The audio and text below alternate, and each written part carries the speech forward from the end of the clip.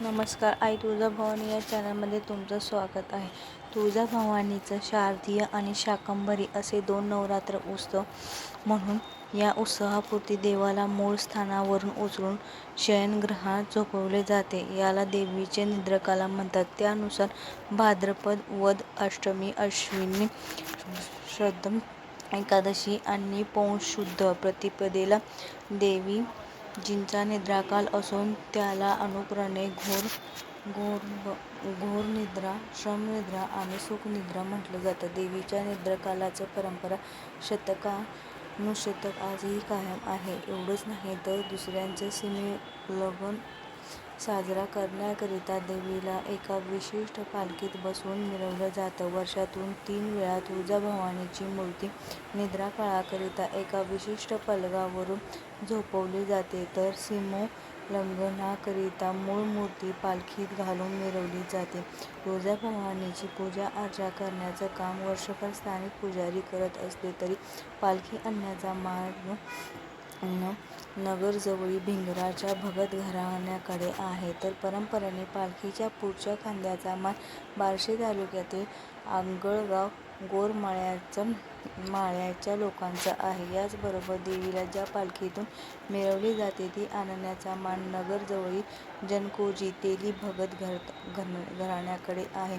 मध्ययुगीन कालखंडात भिंगराचा जनकोजी तेली तुळजापूरला येताना आपल्या घराला आग लावून निघाला. तुळजापूरला येत असताना रस्त्यातच त्याचं निधन झालं. त्याच्या भक्तीवर प्रसन्न होऊन देवीने दरवर्षी तेलाच्या पालखीत बसून सीमोल्लंघन खेळण्याकरिता जाण्याची प्रथा आजही कायम आहे. जनकोजींची 11वी पिढी ही सेवा अविरतपणे बजावते. जनकोजी तेलाच्या घराण्याचा मान म्हणून पालखीत तर आहेच, शिवाय देवीला सीमोल्लंघनाकरिता सिंहासनावरून हलवण्यापूर्वी तेलाचे वंशज आपल्या करंगळीच्या रक्ताचा टिळा देवीच्या चरणाला लावण्याची प्रथा होती. तुळजाभवानीची पालखी आणण्याचा मान भिंगराला असला तरी प्रत्यक्षात पालखी तयार करण्याचा मान-सन्मान मात्र राहुरीकरांना लाभतो. पालखी तयार करताना सर्व समाजातील लोकांना त्यात सामावून घेतलेले आहे.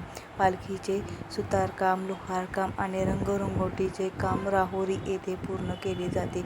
निद्रा कालावधीत देवी ज्या पलंगावरून झोपतात तो पलंग अहमदनगरमधील पलंगे नावाच्या तेली घराण्याकडे दिला जातो, तर पलंग तयार करण्याचं काम आंबेगाव घोडेगावमधील ठाकूर घराणे पार पाडते.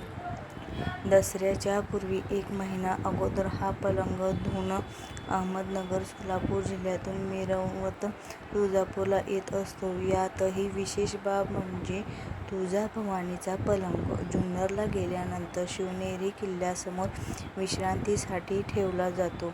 छत्रपती शिवरायांच्या भक्तीत तुळजाभवानीचा अग्रक्रम आहे. त्याचा हा योगायोगच. कुठल्याही मंदिरामध्ये पलंग आणि पालखी या वस्तू पवित्र असल्याने त्यांचे जतन करून ठेवलं जातं. याउलट तुळजाभवानी मंदिरातील पलंग आणि पालखी एकाच वेळी वापरून त्या होमात टाकून नष्ट केल्या जातात. हे वेगवेगळे आहे. देवीच्या शिरावर मुकुट बसवण्यापूर्वी देवीच्या मस्तकी पानांचा चुंबड करावी लागते. जय भवानी, जय शिवाजी.